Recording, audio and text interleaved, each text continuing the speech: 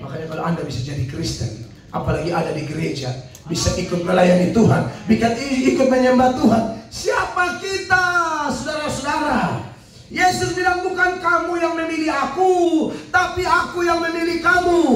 Jadi kalau saudara ditarik ke gereja ini, Tiberias Church Singapura, bersyukurlah, tertanamlah di sini, dukunglah pelayanan ini sungguh-sungguh, karena Allah tidak mungkin salah menarik orang.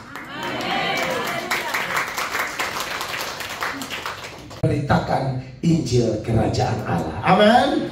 Freedom in Christ. Amin. Menyala.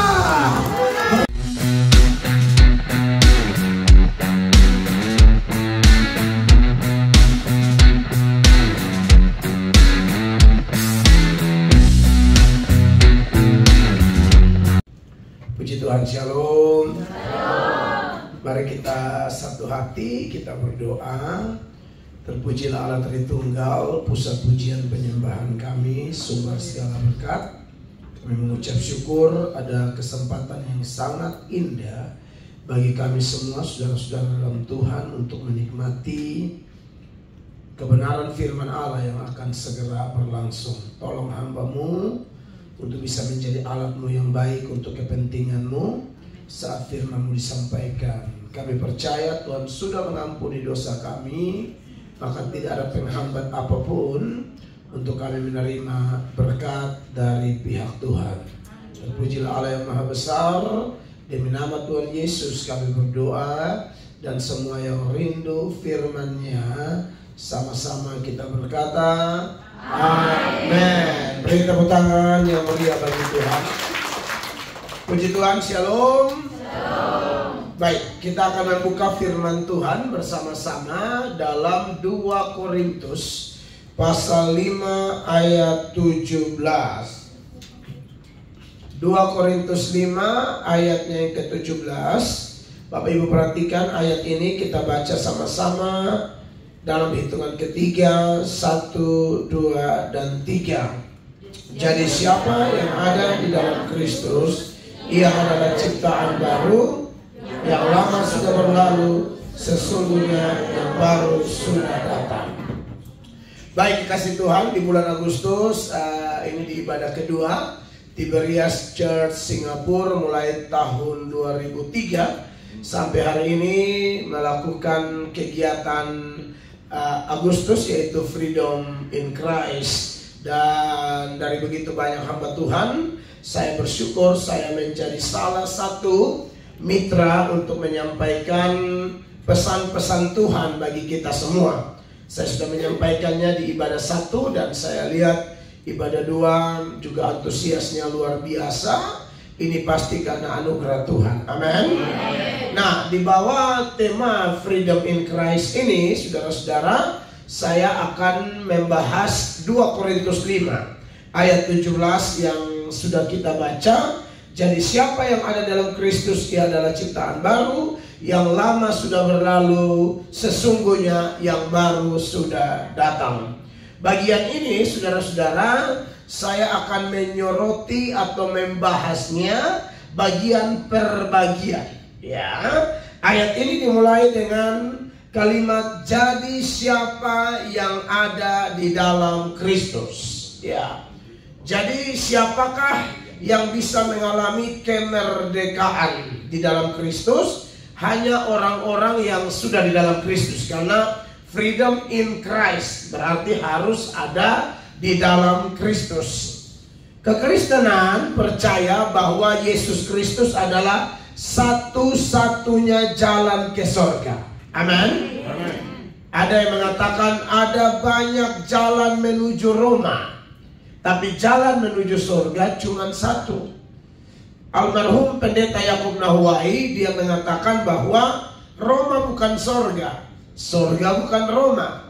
Di Roma pasti masih ada dosa, di Roma pasti masih ada kepalsuan, tapi di surga bersih, suci. Amin. Maka jelas beda.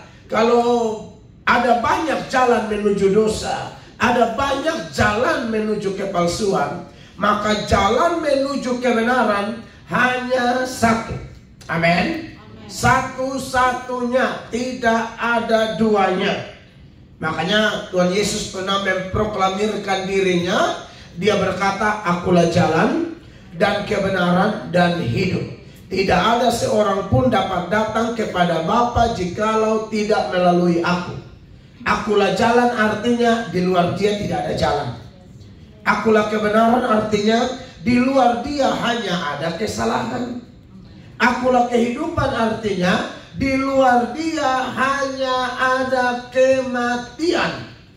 Maka dari itu benarlah bahwa Yesus adalah satu-satunya jalan. Makanya Simon Petrus dalam sebuah khotbah, dan khotbahnya Simon Petrus itu dalam Kisah Para Rasul pasal 4 ayat 12, itu khotbah di depan orang-orang yang beda agama, bahkan di depan orang-orang yang pernah membunuh Yesus. Di depan mereka ini, saudara-saudara, Petrus berkhotbah dalam kepenuhan Roh Kudus. Sebab kalau kita lihat ayat itu di dalam Kisah Para Rasul pasal 4 mulai ayat 8, dengan jelas di situ dikatakan Petrus penuh dengan Roh Kudus. Dikatakan demikian, ayat 8 dulu.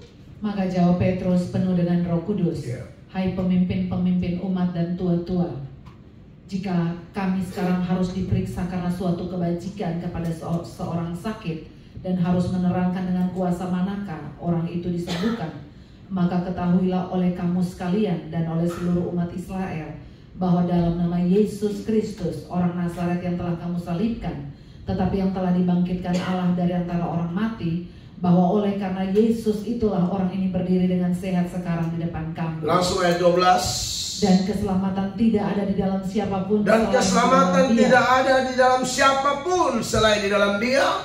Sebab di bawah kolong langit ini tidak ada nama lain yang diberikan kepada manusia yang olehnya kita dapat diselamatkan. Amin. Amin. Saudara-saudara, ini saya mau katakan ya, ini khotbah di depan orang-orang waktu itu beda agama. Jadi jangan bilang kalau ada hamba Tuhan dia berani menyatakan kebenaran, dia berani menyatakan bahwa Yesus Kristus adalah satu-satunya jalan ke surga. Siapa percaya dia masuk surga, siapa tolak dia pasti masuk neraka. Jangan bilang itu pendetanya, oh arogan, tidak hargai orang lain. Oh tidak, orang itu dipenuhi Roh Kudus.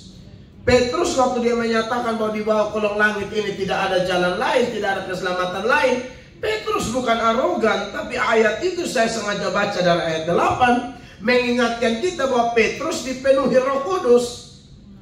Orang dibaptis Roh dan dipenuhi Roh, manifestasi pelayanannya macam-macam. Kadang-kadang melalui dia ada mujizat, ada nubuatan, ada penggenapan nubuatan yang tidak meleset, ya. Karena ada juga orang bernubuat tapi meleset. Ini tidak, nubuatannya persis. Kan banyak nubuat meleset. Yesus mau datang 2003, nggak datang-datang. Yesus mau datang 2017, tidak jadi datang. Sebelumnya 2012 sudah ada nubuatan Yesus mau datang. 2020 juga sudah ada nubuatan. Aduh, kacau ini. Ya. Kalau hamba Tuhan benar, nubuatannya tidak meleset. Tapi saya perlu garis bawahi bahwa kalau seputaran kedatangan Tuhan Yesus tidak ada yang tahu. Yesus bilang kedatanganku tidak ada yang tahu dan tidak bisa diduga. Jadi kalau ada yang menduga-duga pasti salah. Begitu. Jadi Yesus mau datang kapan? Urusan Tuhan Yesus. Ready or not, Jesus is coming back, right? Jadi urusan kita siap saja sebaiknya. Yesus mau datang kapan? Urusan Tuhan Yesus deh. Amin. Tapi sebelum dia datang, bertolak dari 2 Korintus 5 ayat 17, pastikan bahwa kita sudah di dalam dia. Amin. Karena kalau orang tidak di dalam dia, dia datang selesai kita. Akan ada yang namanya hari pengangkatan gereja, rapture. Rapture itu, saudara-saudara, hanya terjadi bagi orang percaya. Kalau ada saudara kita atau kitanya meninggal sebelum Yesus kembali, tapi kalau meninggalnya dalam Yesus, aman kita. Makanya dalam 1 Tesalonika pasal 4 ayat 13, kepada orang-orang di Tesalonika, Paulus kasih ingat, tidak usah berduka cita berlarut-larut. Orang meninggal kita menangis itu wajar. Tidak ada larangan menangis. Lazarus meninggal, Tuhan Yesus menangis. Lazarus saudara laki-lakinya Maria dan Marta, dia meninggal, Tuhan Yesus menangis. Yang salah itu kalau menangis berlarut-larut, berduka cita sampai tidak masuk kerja lagi, majikan telepon pun mati handphonenya, gembala telepon ajak pelayanan juga tidak mau menjawab, tidak mau mendukung pelayanan dengan alasan berduka. Berduka yang demikian jelas tidak dibenarkan oleh kitab suci. Makanya dalam 1 Tesalonika 4 ayat 13 Rasul Paulus bilang begini, Bapak Ibu perhatikan. Selanjutnya kami tidak mau saudara-saudara bahwa kamu tidak mengetahui tentang mereka yang meninggal, supaya kamu jangan berduka cita seperti orang-orang lain yang tidak mempunyai pengharapan. Supaya kamu jangan berduka cita seperti orang-orang lain yang tidak punya pengharapan. Ya, ada orang tuh yang menangis ya sampai rusak benar. Saya pernah dengar cerita di mana tuh, di Manado kalau tidak salah. Oh iya, ada opa meninggal. Sebelum meninggal 3 hari sebelum opa meninggal antara usia 89-90 tahun. So cukup tua opa ini. Dan opa ini memang dikenal sangat baik. Dia majelis gereja tertentu. Opa ini sangat baik. Opa jadi teladan. Jadi memang semua orang kehilangan opa. Tapi sebelum opa meninggal, opa ada pesan di oma, bahwa kalau opa meninggal, opa mau pakai baju tabuka di muka. Nah kalau oma ini tuli, oma hanya iya, pokoknya siap. Opa bilang harus, tabuka di muka tuh kayak gini. Tidak kancing, tabuka di muka. Jadi opa somati pun bagaya ya. Jadi mau tabuka di muka, oma telinga agak bolot. 3 hari kemudian opa meninggal. Oma bilang semua anak cucu kumpul. Opa ada pesan apa oma? Opa bilang kalau opa mati mau pakai pakaian pramuka. Oma dengarnya mukanya padahal oma bilang tabuka di. Oma dengar pramuka. Darah Yesus berkuasa. Oh anak-anak cucu bertengkar, ini oma salah, ini oma pun telinga kanan, so ini toh so agak koslet kan, pasti salah. Oma tidak, opa ngomong langsung di telinga, opa mau pakai pakaian pramuka. Pro kontra terjadi di antara anak cucu dan menantu. Tapi singkat cerita setelah di voting lebih berat bilang setuju saja. Maka mereka kasihlah pakai pakaian pramuka di opa. Coklat muda di atas, coklat tua di bawah, bendera dililit di leher, baret coklat dan tongkat di peti mati ya. Lengkap pramuka. Aduh, semua jemaat betul-betul sedih dengan meninggalnya opa. Semua datang menangis, tapi sampai di peti mereka kaget darah Yesus berkuasa. Ih, kenapa pakai pakaian pramuka? Seingat mereka opa ini dari kecil tidak pernah ikut pramuka. Oh, kenapa jadi pramuka ini opa? Iya kan? Jadi ada tuh yang menangis sampai peti kaget langsung hormat. Singkat cerita, aduh semua menangis sedih, ya. Lalu pendeta datang juga, pendeta kaget. Aduh, ini kenapa jadi pakaian pramuka? Anak cucu bilang pesan terakhir. Pesan terakhir di oma. Aduh semua curiga ini pasti salah dengar ini. Tapi mau bagaimana lagi, sudah kasih pakai. Coklat muda di atas, coklat tua di bawah. Iya kan? Oh waktu opa mau dikuburkan, pendeta berkhotbah, semua menangis, memang sangat berduka cita. Tiba-tiba pendeta entah hikmat dari mana, pendeta langsung berteriak, jemaat jangan menangis, jangan sedih. Opa tidak kemana-mana, opa cuma camping. Pakaian camping begitu. Opa cuma camping dan percaya pada saya, kata pendeta. Nanti waktu opa masa di surga, Petrus akan berkata 1, 2, 3 tepuk tangan pramuka.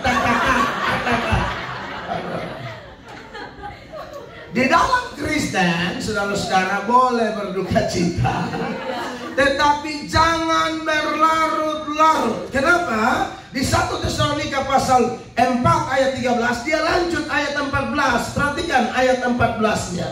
Karena jikalau kita percaya bahwa Yesus telah mati dan telah bangkit, Haleluya. Maka kita percaya juga bahwa mereka yang telah meninggal dalam Yesus akan dikumpulkan Allah bersama-sama dengan Dia. Haleluya. Amin. Jadi menangis boleh, tapi menangis dalam pengharapan. Menangis dengan pemahaman ini hanya perpisahan sementara. Amin.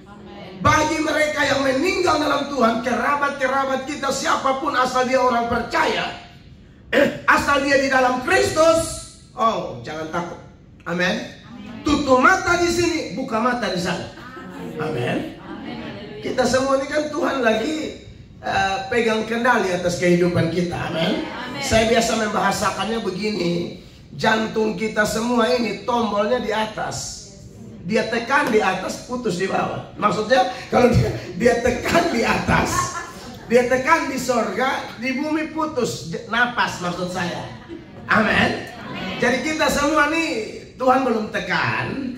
Amin. Jantung masih berdetak toh.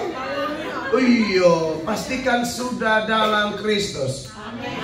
Pastikan sudah menerima Dia sebagai Tuhan dan Juru Selamat pribadi. Pastikan mengenal Dia secara pribadi, bukan mengenal dari kata orang, bukan mengenal sekedar dari khotbah pendeta, tapi Anda dan saya mengalami Dia, kenal Dia. Kita domba yang baik yang mendengarkan suara gembala. Amin. Suara gembala itu jelas. Kalau dia bilang kiri, kiri, kanan, kanan. Amin. Kalau dia bilang kerja, kerja. Kalau dia bilang ibadah, ibadah. Beri tepuk tangan yang meriah begitu. Saya tahu kok Bapak Ibu terkasih, orang-orang sibuk kerja kok. Tetapi semua ada waktunya. Amin. Dan saya sungguh bersyukur, berterima kasih kalau ada orang-orang yang punya semangat kerja tapi juga punya semangat ibadah. Hidup kita sungguh seimbang dan diberkati, maka kita pasti akan diberkati untuk menjadi berkat. Jadi tetap semangat, pastikan kita sudah terima Dia ya. Supaya kalau kita meninggal, ayat-ayat yang kita baca tadi pasti ayat 13 dan ayat 14. Siapa? Karena jika kita percaya bahwa Yesus telah mati, ya ayat 14 tadi di mana? Tak usah pindah saja sebenarnya, satu-satu ayat aja, tak usah digabung-gabung. Tuhan mengampuni kita semua, haleluya. Karena jika kita percaya bahwa Yesus telah mati dan telah bangkit, maka kita percaya juga bahwa mereka yang telah meninggal dalam Yesus akan dikumpulkan Allah bersama-sama dengan Dia. Tapi bagaimana kalau Yesus datang kita belum meninggal? Kan ada orang-orang yang nanti Yesus datang tuh dia belum meninggal. Saya tidak tahu dengan Bapak Ibu yang mau contohi kami, saya dan istri silakan, tidak juga tidak apa-apa. Bapak Gembala, saya dan istri itu berdoa loh. Berdoa kalau Tuhan berkenan, berikanlah kami umur panjang. Sekarang kan baru 42 nih, 42, 43. Saya 43, istri 42. Kita lagi berdoa, Tuhan berkenan bisa ya 70-an tahun masih kuat-kuat. Rindu lihat anak cucu yang melayani Tuhan, dipakai Tuhan, sukses, diberkati jadi berkat. Rindu banget. Tapi kemudian kami juga minta begini, tapi kalau Tuhan berkenan, kami nggak usah mati deh. Saudara belum pernah dengar orang minta begitu ya? Saya minta. Saya dengar banyak pendeta tuh minta paling top Tuhan 70 deh, 80. Saya Tuhan nggak usah mati deh. Emang bisa? Bisa dong. Ini yang saya mau bicara. Ini ayat berapa? 14. Ayat 15 dia bilang begini. Perhatikan sebagai data pembanding. Ini kami katakan kepadamu dengan firman Tuhan. Kita yang hidup, yang masih tinggal sampai kedatangan Tuhan, sekali-kali tidak akan mendahului mereka yang telah meninggal. Iya, jadi ada orang yang nanti masih hidup waktu Tuhan datang. Haleluya. Saudara percaya atau tidak? Tapi saya rasa Tuhan tidak lama lagi akan datang. Hanya saya tidak tahu tanggal. Karena Yesus berkali-kali mengatakan aku segera datang. Aku segera datang. Para rasul, oh iya memang tidak mungkin ada yang tahu. Aku segera datang, aku segera datang. Itu ditulis pada kurang lebih abad-abad pertama. Ya, di kitab terakhir kita saja, di Wahyu pasal 22 itu, kalau saudara pulang periksa saja, tak usah pindah ayatnya, tak usah, saya tidak mau fokus ke sini. Saudara catat aja di ayatnya yang ke-7, ayatnya yang ke-12, ayatnya yang ke-20 dari Wahyu 22, Yesus berkata, aku datang segera, aku datang segera, aku datang segera. Itu ditulis kurang lebih 1900 tahun yang lalu. kurang lebih tahun 90 sampai 95 Masehi, ditulis oleh salah satu muridnya, yaitu Yohanes anak Zebedeus, yang menulis Injil Yohanes, surat 1 Yohanes, 2 Yohanes, 3 Yohanes, dan Wahyu. Di situ Yesus bilang, aku datang segera. Tahun 90 sampai 95 Masehi saja, dia bilang segera. Apalagi 2024 Masehi. Pasti lebih dekat. Saudara percaya? Pasti lebih dekat. Dan kalau Anda dan saya tinggal dalam Yesus, maka puji Tuhan, diberkati. Kenapa? Karena waktu Yesus datang, ayat 16 bilang begini. Sama-sama baca 16 dari 1 Tesalonika 4. 1, 2, 3. Sebab pada waktu tanda diberi, yaitu pada waktu penghulu malaikat berseru dan sangkakala Allah berbunyi, maka Tuhan sendiri akan turun dari sorga, dan mereka yang mati dalam Kristus akan bangkit lebih dahulu. Akan lebih dahulu bangkit. 17, 23. Tahan sedikit, 1, 2, 3. Sesudah itu kita yang hidup, yang masih tinggal, akan apa? Diangkat bersama-sama dengan mereka dalam awan, menyongsong Tuhan di angkasa. Demikianlah kita akan selama-lamanya bersama-sama dengan Tuhan. Berarti ada orang yang tidak mengalami kematian. Saya tidak tahu siapa, tapi saya minta Tuhan, kalau bisa saya ada di kloter ini, ada di grup ini. Nggak usah pakai acara meninggal, apalagi kalau meninggal di NTT itu kan makan biaya. Iyo kan harus 1 malam, 2 malam, itu kan harus orang Kupang bilang mete-mete. Mete-mete itu begadang, nyanyi-nyanyi. Tapi kalau nyanyi-nyanyi, kopi belum keluar, sengaja bersihin mereka. Kopi di mana? Begitu, bersihin minta kopi, kopi. Kopi doang, kue.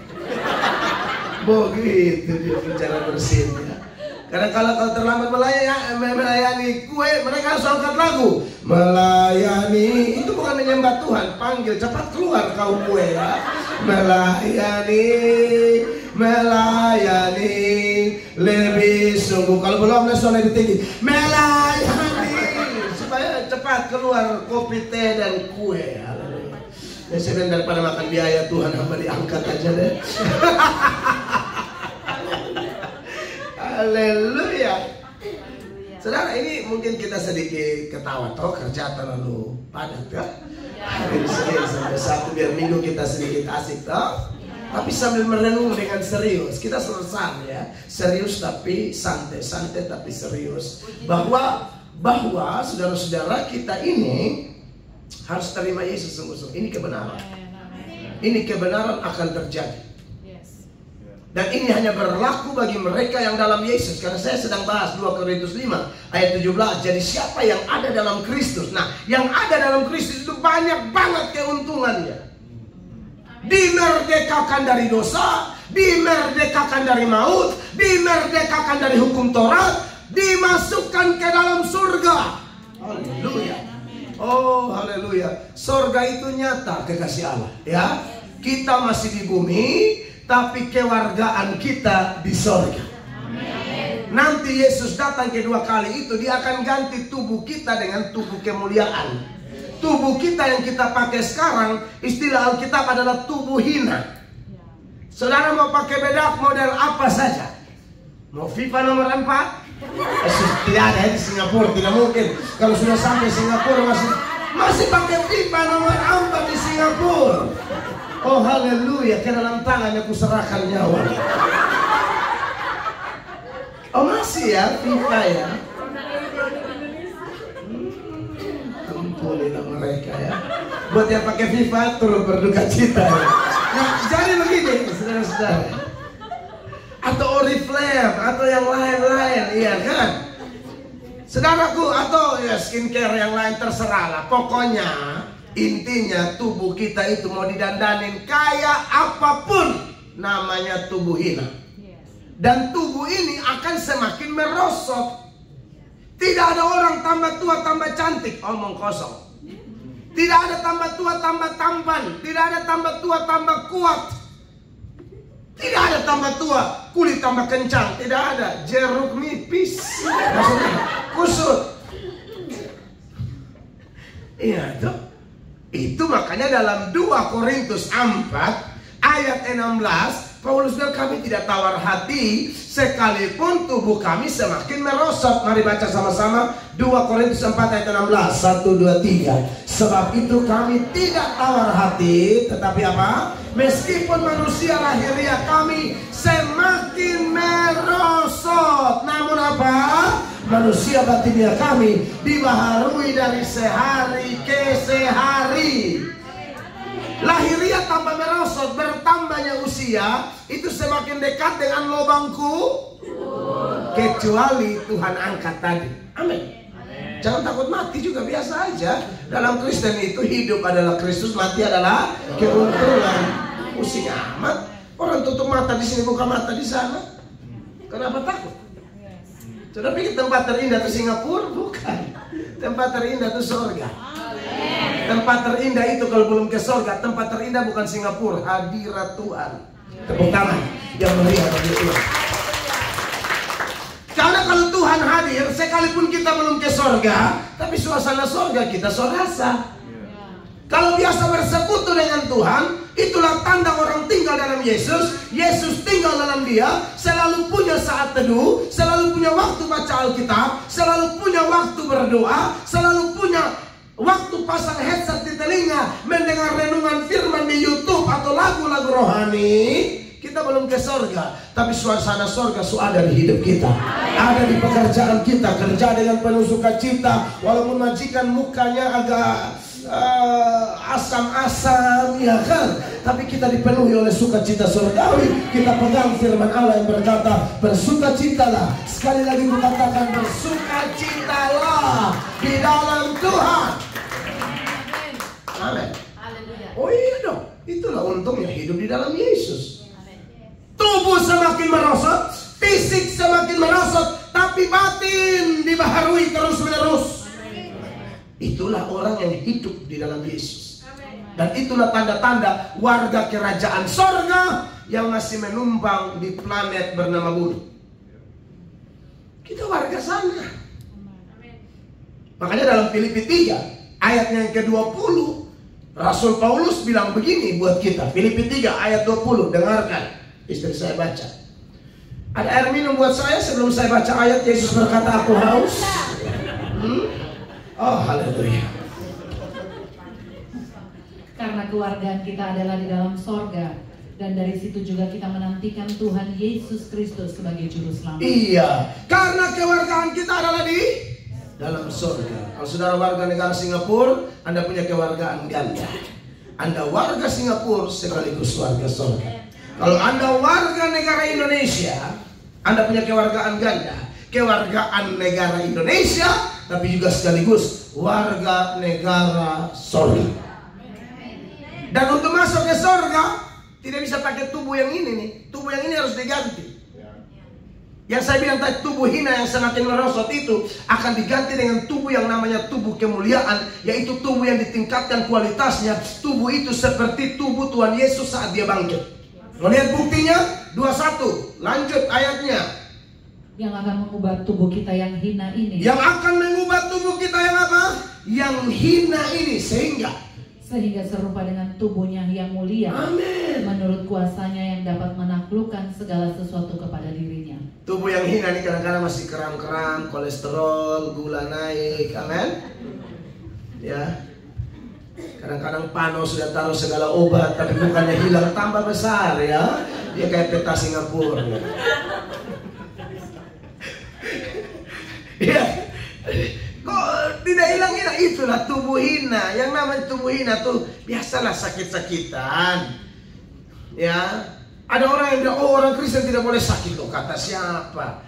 Kata siapa orang Kristen tidak boleh sakit? Mau saya tunjukkan, hamba-hamba Tuhan sakit. Nabi Elisa aja meninggalnya gara-gara apa? Gara-gara sakit. Dua raja-raja, saya suka salah ayat ini ya. 2 Raja-Raja 13 ayat 14 kalau tidak salah. Kalau salah nanti kita rubah ya. Ketika Elisa menderita sakit yang menyebabkan kematiannya. Sampai di sini. Ini Nabi kira-kira hebat atau tidak pelayanan? Hebat, orang mati aja bangkit. Elisa ini. Hitung-hitung Elia punya tuh mujizat-mujizat besar 14 kali.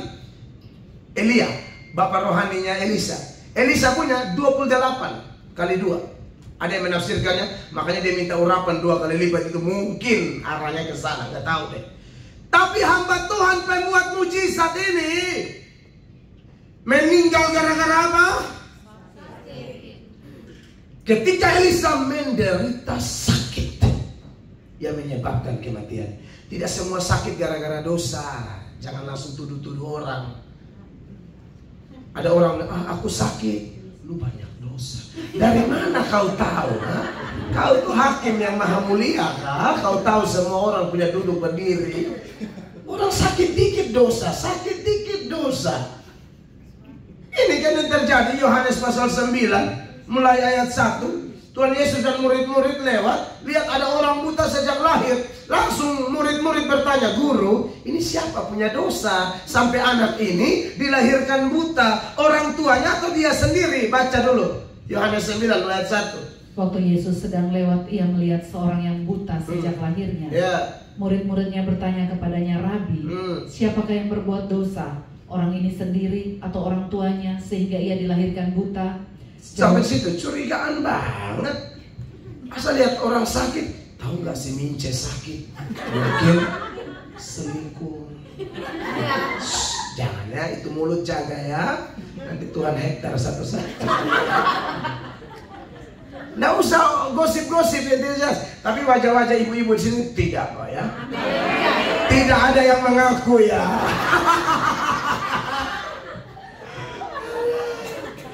Kalau ada yang suka gosip di sini, tolong habis ini kita foto bersama ya. Saya mau posting di media sosial saya. Ini ibu-ibu di Singapura yang mulutnya hanya setan yang tahu. Tidak ya, ini wajah-wajah baik kok ya. Haleluya. Nah, jadi kekasih-kekasih Tuhan, tapi Yesus bilang apa? Bukan gara-gara dosa. Ada maksud Allah. Perhatikan ayat selanjutnya. Jawab Yesus, bukan dia dan bukan juga orang tuanya. Tetapi karena pekerjaan Allah harus dinyatakan di dalam dia. Tidak selalu, amin. Akhirnya dia sembuh, amin. Tuhan dimuliakan. Jadi orang sakit, betul ada sakit tertentu bisa gara-gara dosa, ada. Tapi maksud saya menginformasikan teks ini supaya kita jangan menjadi hakim yang menghakimi orang membabi buta dan itu berdosa di hadapan Allah. Kalau ada orang sakit gara-gara dosa, ada. Tapi nggak usah menghakimi deh, biar firman Allah yang ngomong.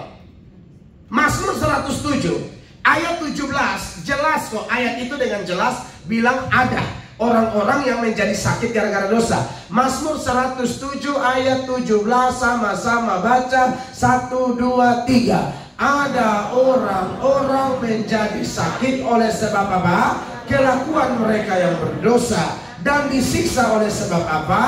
Kesalahan-kesalahan mereka itu ada. Nah ini solusinya cuma satu, pemberesan sama Tuhan. Ya, maka ada kemungkinan Allah menyembuhkan dia. Ya toh, beda kasus kayak Elisa tadi. Memang Allah izinkan. Pelajaran apa yang kita terima dari Elisa? Walaupun meninggal dalam keadaan sakit, bagi Elisa sakit penyakit tidak bisa memisahkan dia dari Kristus. Dia tetap setia kepada Yesus. Dia tetap setia kepada Allah. Sekali maju tetap maju, sekali melayani tetap melayani. Sakit penyakit tidak merubah komitmennya. Itu dia pun nama menyala. Oh iya dong. Orang sehat dan melayani Tuhan biasa banget. Orang sakit melayani Tuhan menyala abangku. Iya dong. Tunggu sehat baru tabakar menyala. Orang kalau sakit tabakar menyala. Ini benar-benar api obor pasca dia nih. Bisa aja. Iya kan? Begitu, makanya Elisa melayani saudara-saudara. Paulus ada lagi sakit kok. Mana ayatnya? Galatia pasal 4 ayat 13. Ya, khotbah itu beritakan firman toh. Berarti ayat harus banyak.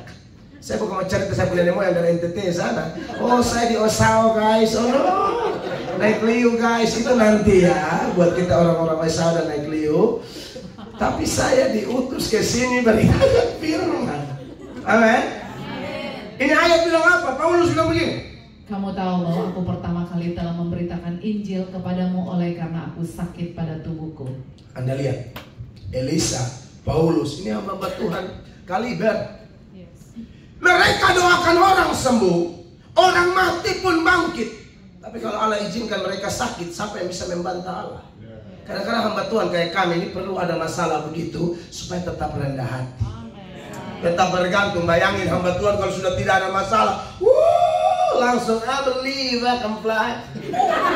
Bawaan kayak mau terbang begitu kan. Hamba Tuhan jangan begitu.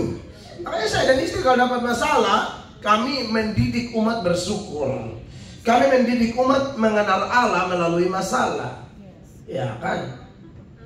Sekolahnya Yesus satunya sekolah masalah. Karena dengan masalah kita lihat kemuliaan. Dengan masalah kita tahu firman. Dengan masalah kita menyerahkan diri. Dengan masalah kita melihat mujizat. Amin.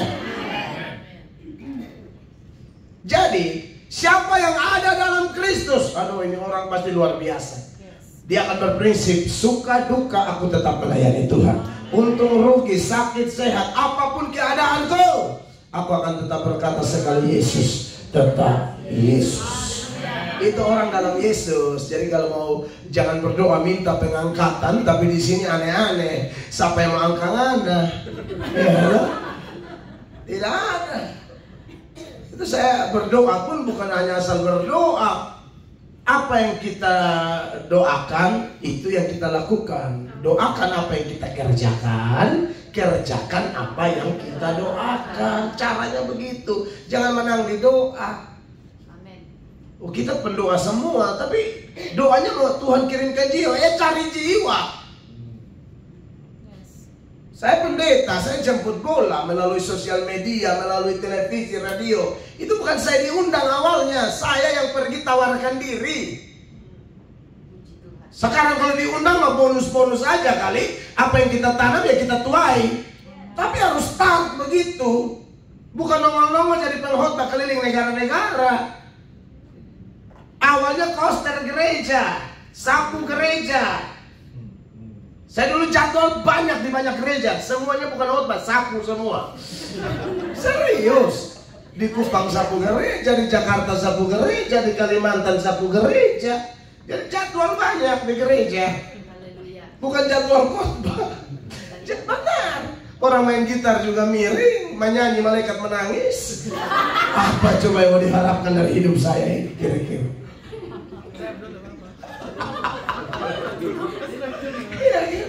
Jadi saya, kalau evaluasi diri, memang hidup ini anugerah benar-benar. Jadi saya kalau lagi sapu gereja, ya, saya tukang sapu gereja di gereja GBI Kemuliaannya Memulihkan di Jakarta, di Kelapa Gading, ujung Tanah Merah. Itu gembalanya baru meninggal kemarin, orang tua dari Kak Sari Simorangkir, orang tua dari Semi Simorangkir. Itu Opung Duri itu bapak gembala saya. Ibu gembala tuh baru Simanjuntak. Jadi, itu orang tua banget deh pokoknya. Saya waktu wisuda sarjana teologi, yang berdiri sebagai orang tua ya Amang Doli sama Inang itu. Begitu. Orang tua saya tidak ada duit, tidak bisa ke Jakarta. Kalaupun sampai datang, pulang langsung dikejar koperasi. Karena pasti bongkar koperasi akan lebih dari satu ya. Dan itu koperasi kejar itu seperti MotoGP ya. Rossi kejar Dovizioso.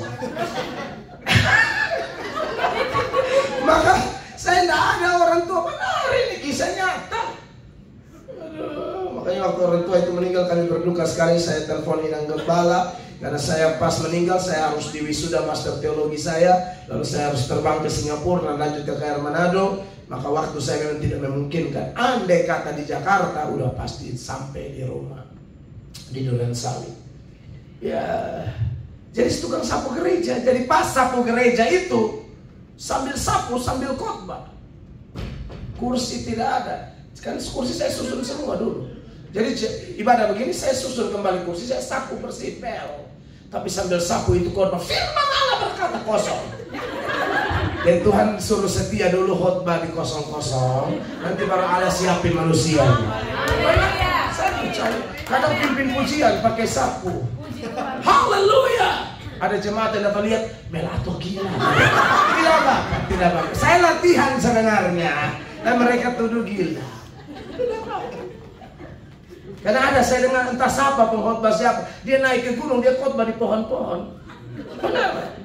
Saya tuh belajar khotbah kosong-kosong dulu, nanti baru Allah bawa ke ratusan orang, ribuan orang, puluhan ribu orang. Suka-suka Tuhan. Dan itu saya benar-benar lakukan. Saya tidak mungkin berbagi pengalaman dusta di mimbar kudus ini. Amin. Nah, jadi kalau orang mengatakan dalam Kristus, oh itu banyak tuh, kalau saya jabarkan tidak habis-habis. Bisa sampai ibadah ketiga, 4, 5, 6. Sedangkan ibadah ketiga ada sesi kita mau tanya jawab. Jadi ada yang pertanyaan-pertanyaan apapun, Bapak Gembala siapkan saja, kita bertanya dong di sini. Yuk, nanti kasih jawaban melalui kitab suci, kan yang jawab Anda Tuhan. Hanya Tuhan pakai ini otak, ayat-ayatnya, nanti saya kasih tahu. Begitu ceritanya. Saudara saya dalam Kristus, freedom in Christ hanya bisa kalau Anda dan saya dalam Kristus. Tapi bagaimana kita bisa dalam Kristus? Ini anugerah Tuhan. Sekalipun pengkhotbahnya berapi-api, tapi kalau ada Anda yang buka hati, bukan karena kemampuan pengkhotbahnya, bukan. Itu pasti karena Tuhan. Amin. Satu kali di Kisah Para Rasul pasal 16 ayat 14, ada seorang businesswoman namanya Lydia. Karena dia penjual kain ungu, itu makanya disebut businesswoman. Kain ungu itu, zaman itu kain mahal, kain mewah, hanya dipakai oleh 2 kelompok, bangsawan, rohaniwan, hanya ini aja. Kalau sekarang kain ungu, saudara ke Jakarta di Pulau Gadung, ungu semua, ya, 50.000 bisa dapat 1 kantong kresek, ya. Tapi kan dulu tidak bisa begitu ungu, ya, makanya. Saudara lihat bagaimana Lydia mendengarkan firman. Apa penyebabnya? Mari kita temukan rahasianya di Kisah 16 ayat 14. Perhatikan. Kisah Para Rasul 16 ayat 14. Silakan baca. Seorang dari perempuan-perempuan itu yang bernama Lydia turut mendengarkan. Ia seorang penjual kain ungu dari kota Tiatira, yang beribadah kepada Allah. Terus Tuhan membuka hatinya sehingga ia memperhatikan apa yang dikatakan oleh Paulus. Garis bawahi kalimat, Tuhan membuka hatinya sehingga ia memperhatikan apa yang dikatakan oleh Paulus. Jadi kalau saya khotbah, ada saudara yang perhatikan, itu Tuhan yang kerja. Tidak mungkin saya tidak percaya kekuatan saya. Saya percaya Tuhan membuka hati Bapak Ibu. Tuhan membuka pikiran Bapak Ibu. Seperti Tuhan membuka hati Lydia, sehingga dia perhatikan apa yang disampaikan oleh Paulus. Makanya Paulus itu, karya-karyanya banyak. Hampir 50% perjanjian baru dia yang tulis. Ya, mujizat-mujizat banyak, rintis gereja banyak. Tapi Paulus bilang apa? Aku menanam, Apolos menyiram, tapi pertumbuhan adalah Allah. Yang penting bukan yang menanam atau yang menyiram, tapi Allah yang memberi pertumbuhan. Itu hamba Tuhan benar. Udah sukses, tapi tetap berkata, bukan aku, tapi dia. Di bagian lain dia mengatakan apa? Aku bekerja lebih keras dari mereka semua, tapi sekali-kali bukan aku, tapi kasih karunia Allah yang menyertai aku. Itu hamba Tuhan benar. Amin, kekasih Allah. Jadi, bagaimana seseorang bisa ada dalam Kristus? Itu mutlak anugerah. Pasti Allah yang tarik saudara dan saya, tidak bisa tidak. Soal dia tarik melalui pelayanan pendeta Frankie, soal dia tarik melalui pendeta Mel Atok, soal dia tarik melalui pendeta Dian, soal dia tarik melalui pendeta Gilbert, soal dia tarik melalui pendeta siapapun, itu urusan lain. Tapi yang tarik kita, dengar, pasti Bapa. Kenapa Anda percaya Yesus? Yohanes 6 ayat 44. Itu ayat yang begini, tidak ada seorang pun dapat datang kepadaku jikalau ia tidak ditarik oleh Bapa yang mengutus aku, dan orang itu akan kubangkitkan pada akhir zaman. Oh iya, ini ayat. Tahu siapa yang tarik saudara? Tuhan. Makanya kalau Anda bisa jadi Kristen, apalagi ada di gereja, bisa ikut melayani Tuhan, bisa ikut menyembah Tuhan. Siapa kita, saudara-saudara? Yesus bilang, bukan kamu yang memilih aku, tapi aku yang memilih kamu. Jadi kalau saudara ditarik ke gereja ini, Tiberias Church Singapura,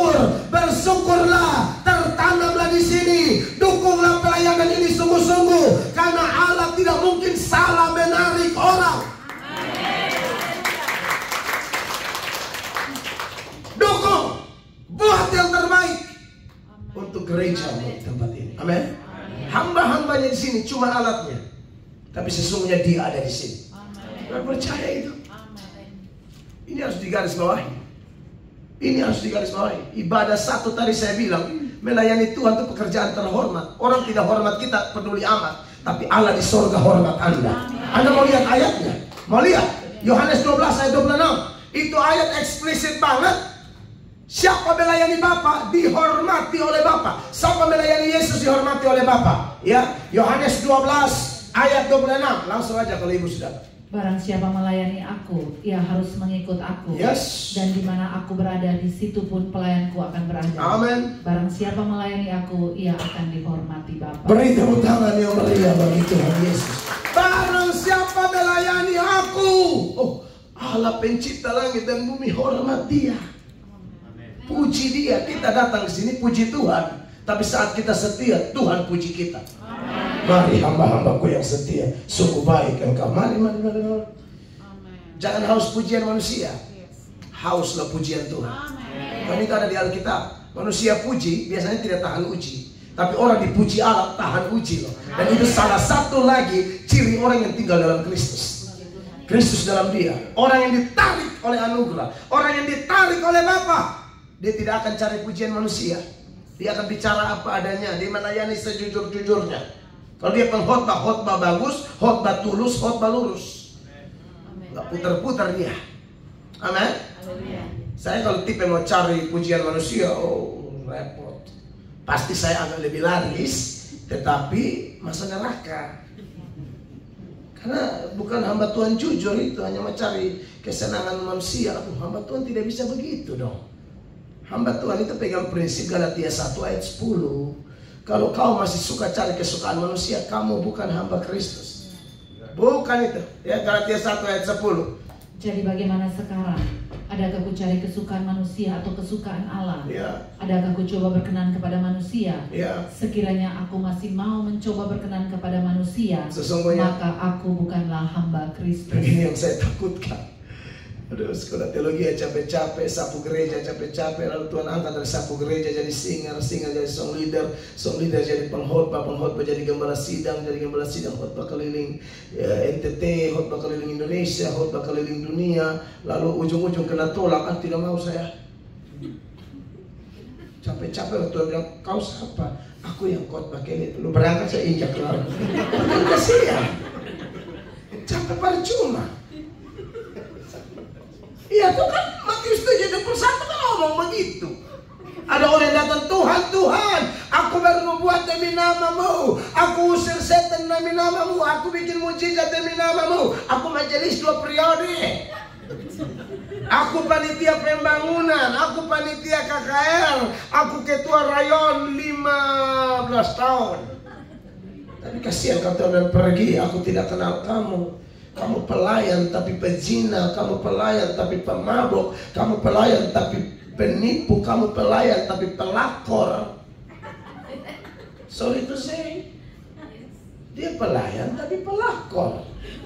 Dia pelayan tapi jadi perempuan piaraan. Ini repot. Orang piara tuh anjing, babi, kucing, itu yang dipiara. Lu orang kok dipiara. Jangan begitu dong, bertobat. Amin. Pasti bisa berubah, kenapa tidak? Itu perempuan pelacur di Parigi Yakub aja lakinya 5. Itu bukan lakinya, laki orang semua. Ya sudah, iya, yang itu kan laki orang semua. Kok guru tahu? Kok kosong sini? Akhirnya dia bertobat. Itulah kasih Tuhan. Amin. Yesus tidak datang cari orang benar, dia cari orang berdosa yang tahu diri dan serahkan diri. Yang sudah tahu berdosa lagi kita panggil masih lu tunggu mama, lu tunggu sayang, ya. Kalau kita bateria, karena cepat serahkan diri, jangan nanti kau lihat nanti. Kamu lihat yang saya khotbah ini benar atau tidak? Saya hamba Yesus Kristus. Ada di gereja Tuhan saya khotbah, orang selingkuh, sudah selingkuh ketawa lagi. Itu saya. Iya, kalau kau ya bertobat. Iya, pernah saya khotbah dalam gereja kok ada selingkuh. istri orang sama seorang pemuda. Ini ibu-ibu doyan brownies, brondong manis.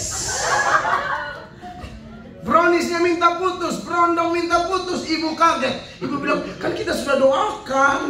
Ibu iblis. Perselingkuhan kok didoakan. Ibu ada suami, ibu pacaran sama pemuda. Ibu bilang, kita bawa dalam doa, kita percaya rencana Tuhan adalah yang terbaik. Bayangkan selingkuh pakai dasar ayat Roma 8 ayat 28. Itu kan pasti kuntilanak. Akhirnya pemuda itu dijamah Tuhan, bertobat. Pemuda itu akhirnya bertobat, sudah menikah, dapat istri luar biasa, diberkati rumah tangganya, usaha diberkati. Saya tidak cek ibunya ya, saya belum cek posisi terakhir ibu, entah di ujung surga, di ujung neraka, hanya Tuhan yang tahu. Tapi itu ibu pasti tahu lah posisinya. Haleluya, amin. Freedom in Christ. Dalam Yesus dimerdekakan. Amin. Kalau anugerah itu datang, orang itu pasti dimerdekakan. Siapapun dia, apapun backgroundnya. Makanya di 2 Korintus 5 ayat 17 yang kita bahas itu dilanjutkan bilang apa? Jadi siapa yang ada dalam Kristus, ia adalah ciptaan baru. Yang lama sudah berlalu, sesungguhnya yang baru sudah datang. Sudahlah, yang lama-lama berlalu lah. Masa tahun berganti tahun begitu terus. Stop. Amin. Jadi saya kasih ketawa tadi itu hanya pemanasan, karena ujungnya agak tidak enak ya. Itu seperti main bola, passing, smash. Smash. Tadi sudah dipassing ya, saatnya smash. Ya, percayalah, Kristus sanggup memerdekakan kita. Yang lama pasti berlalu. Amin. Yang lama apa? Status yang lama. Status lama kita apa? Sebelum dalam Kristus, kita anak setan semua. Dengar saya punya omong, saya pertanggungjawabkan khotbah saya. Dalam Kristus, ya anak Bapa. Di luar Kristus, anak setan. Makanya semua orang yang di luar Yesus itu, saudara, tanpa menyadari, setan ada padanya. Betul. Makanya dalam Efesus 2, mulai ayat 1, ada satu jenis kematian yang dibahas oleh Paulus, namanya kematian rohani. Kematian rohani itu gara-gara dosa. Dan kalau dosa itu pegang dia, ada penguasa kerajaan angkasa, yaitu roh yang kerja dalam diri orang-orang durhaka. Perhatikan, Efesus 2 ayat 1. Kamu dahulu sudah mati karena pelanggaran-pelanggaran dan dosa-dosa. Ya, itu mati rohani ya, bukan mati jasmani. Kalau mati jasmani masuk peti, kalau mati rohani masih hidup, masih pakai bedak, masih pakai kerja, ya, masih cari uang, tapi hubungan dengan Tuhan bermasalah. Tidak pernah doa, tidak pernah baca Alkitab, tidak rajin ibadah. Tapi kok sedang ada di sini kelihatan hidup semua. Amin. Sebab kalau mati tidak mungkin datang. Benar, saya omong benar. Pasti saudara hidup. Tapi kalau datang minggu ini, minggu depan tidak datang, mati lagi ya. Dia mati hidup ya, kayak lampu apa? Lampu. Haleluya. Ayat 2 dah, tahu usah bahas lampu 2. Kamu hidup di dalamnya karena kamu mengikuti jalan dunia ini.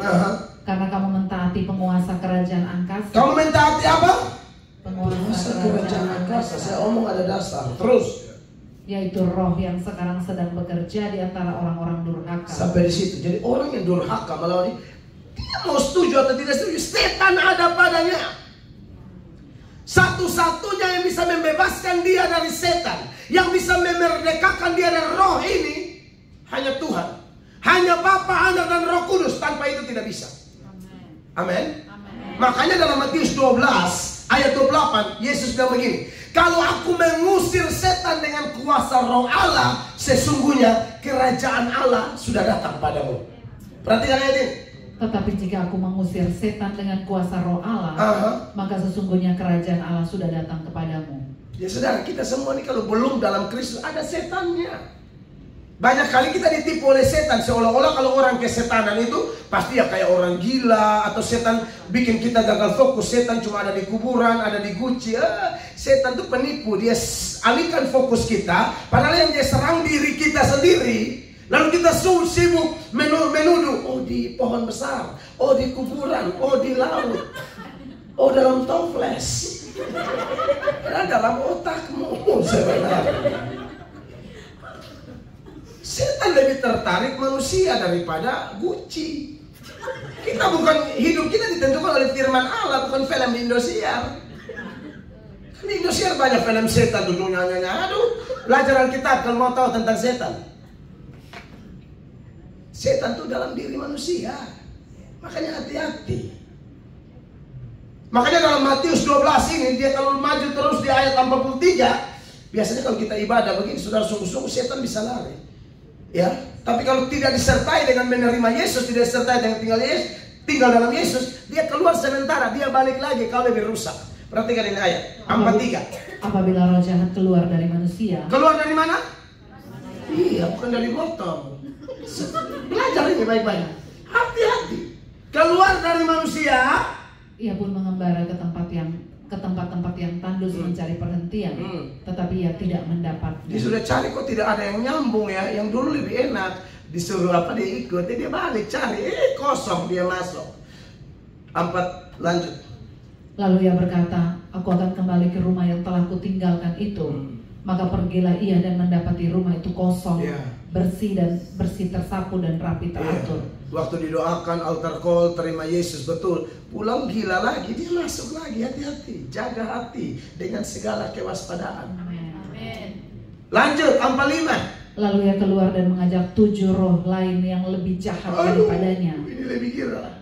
Dan mereka masuk dan berdiam di situ. Maka akhirnya keadaan orang itu lebih buruk daripada keadaannya semula.